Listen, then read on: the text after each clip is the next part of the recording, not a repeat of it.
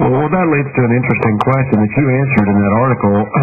Run us through a week of game planning. How did that work in the meeting rooms all the way up to Saturday? I think if you go back to the press conference when Gus Malzahn was hired, I think the two things that has been stated since day one was, number one, Gus Malzahn would call the plays. That happened.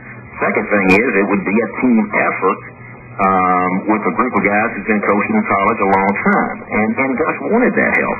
And Sunday, Monday, Tuesday, starting with Sunday, we put the previous game to bed, get started Sunday night, and then Monday was the big study day. From 6 a.m. to 7 o'clock that night, all day long, we would get our game plan together, and that's where all the ideas, Coach Wood, Mike Marcus, myself, we would all, have the idea. We'd all break it down, in fact, in groups.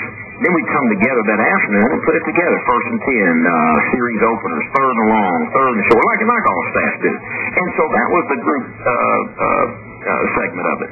And then and we finished the game plan as the week went on. But it was pretty much done Sunday. Monday, most of it was in by Tuesday. And so if Gus had a different formation or a different thought Wednesday, boom, he did put it in. But we tried to get everything done in, hopefully by Wednesday. You didn't want to add anything by Thursday or those late night deals or Friday where, you want your game plan in. So it was a team-oriented deal.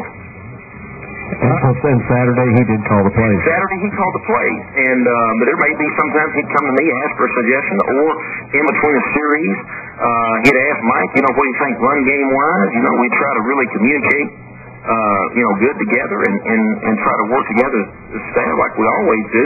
And but the one thing I try to make clear is I said let the play caller call plays and don't disrupt you, especially in the series.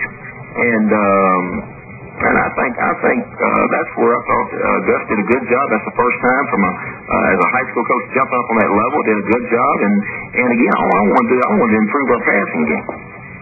So what about, and this has been a bone by many, is the promises that many felt were given to open up the passing game, to open up the offense, but yet it never materialized. It seemed like in some ways, I know the Wildcat formation, other things were added in there, but the offense really didn't open up as promised. Well, here's the thing. We wanted to improve the passing game. We did want to do some things. I would go to Gus. I'd say, what about the no huddle? There's not one time that I ever say, you cannot run the no huddle. I said, what about it? And he just felt like at the time we were a little short on experience with receivers.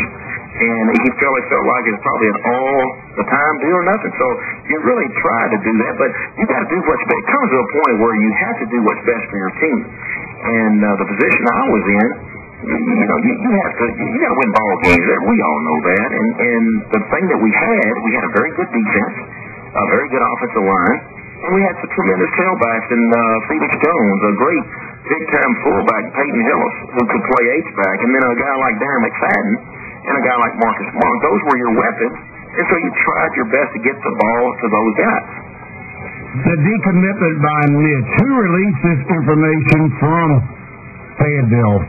I have no idea. He came to talk to me on that day that he did decommit, and why would I want to release that? I don't want to lose the great All-American quarterback. So why would I tell anyone? I don't want that information out. He recommitted, as did Damian Williams, Steve Cleveland. What got them to come to Arkansas? Well, I think the relationship with Gus Malzahn. I mean, he raised those guys.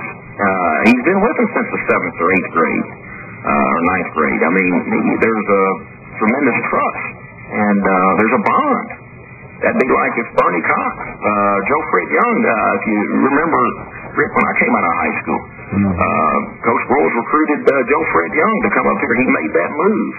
There's a bond, there's a connection, there's a trust to your high school coach. One of the reasons I came to Arkansas was Joe Fred Young. Houston, what were some of the promises made in the living rooms for the Springdale recruits, and what commitment was made either by you or the staff that, again, led to these players decommitting to Florida and come to Arkansas? Was it Gus? I was never in the living room with Mitch Mustang. I didn't go to the living room. I had good conversations with Mitch. He came to our office.